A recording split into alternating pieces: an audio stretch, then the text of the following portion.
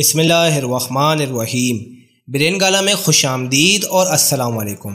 आज ब्रेन गाला में आप ऐसी सच्ची कहानी सुनेंगे जो वाकई दिलचस्पी है। तो चलते हैं कहानी की तरफ बिना वक्त ज़ाया किए हुए। लेकिन इससे पहले आप दोस्तों से गुजारिश है कि चैनल को सब्सक्राइब करके बेल आइकन पर हिट कर दें ताकि ऐसी इंटरेस्टिंग स्टोरीज़ आप तक बर वक्त पहुँच सके और हमारा फ्रेंड सर्कल भी वसी हो सके।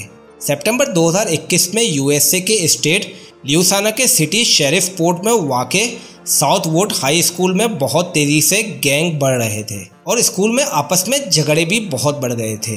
कभी कोई किसी से लड़ता तो कभी कोई किसी से। न सिर्फ बॉयज़ बल्कि गर्ल्स भी आपस में लड़ना शुरू हो गई थी और सिर्फ 2 दिनों में 23 स्टूडेंट पुलिस कस्टडी में आ गए थे।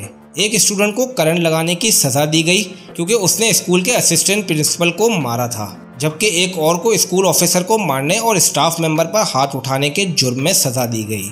इन सब हालात को देखते हुए स्कूल के एक एडमिनिस्ट्रेटर ने अपने स्कूल मेट क्रेग ली से इसका जिक्र किया और कहा कि क्या तुम इसमें कुछ हेल्प कर सकते हो, जिस पर ली ने यकीन दहानी कराई कि हाँ, मैं ज़रूर कोई हल तलाश करता हूँ।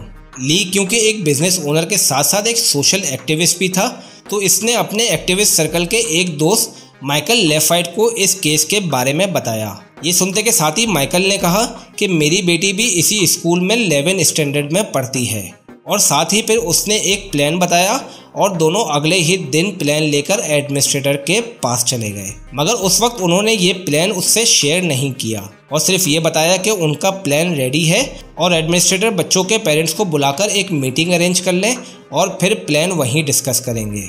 एडमिनिस्ट्रेटर ने ऐसा ही किया और एक दिन तमाम पेरेंट्स को बुला लिया और मीटिंग में 4 घंटे तक प्लान पर डिस्कशन होता रहा और इन्होंने 40 फादर्स की एक टीम बनाई जिनको 6-6 लोगों की शिफ्ट में बांट दिया और फैसला किया कि रोज़ 2 शिफ्ट स्कूल में मौजूद रहेगी। अब नेक्स्ट डे से 12 लोग स्कूल के गेट पर खड़े हो जाते और ऑब्जर्व करते कि कौन सा बच्चा गुस्से में है या ऑफ मूड से एंटर हो रहा है। जैसे ही टीम किसी ऐसे बच्चे को देखती तो उसे साइड में बुला लेती और उसके साथ जोक्स क्रैक्स करना शुरू कर देती या कोई ऐसा मजाक करती जैसे बेटा आपकी शूज़ की लेस खुली हुई है, और बच्चा देखता कि वो तो बंद है और इसी तरह के छोटे छोटे मजाक करके उसका मूड ठीक कर देती और फिर उसे क्लास में जाने देती। ऐसे ही जब लंच टाइम होता तो ये टीम फिर बच्चों के दरमियान घुल मिल जाती और हर बच्चे के मूड के साथ उससे बातें करने लगते या मजाक मस्ती में लग जाते। यानी अगर कोई समझदार मिजाज का बंदा होता तो उससे बिजनेस टाइप की बातें करना शुरू हो जाते, पॉलिटिकल माइंड का होता तो उससे पॉलिटिक्स की बातें करते और मजाक के शौकीन के साथ जोक्स क्रैक्स करते और हंसते और उसको भी हंसाते थे।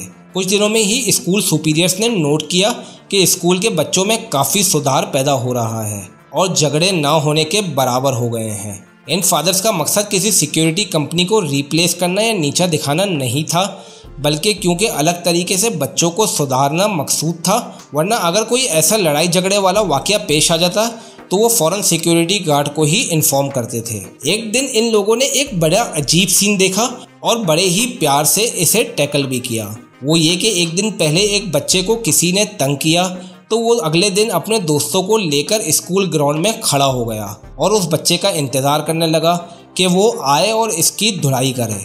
बस जैसे ही वो बच्चा बाहर आया तो एक शिफ्ट ने इससे हाय हेलो की और बातें करते करते उस बच्चे का रास्ता ही बदल दिया और कहीं और से उसको रवाना कर दिया, जबकि दूसरी शिफ्ट उस दोस्तों के ग्रुप के पास गई और उन्हें मजाक मस्ती में लगाकर उनका गुस्सा ठंडा कर दिया।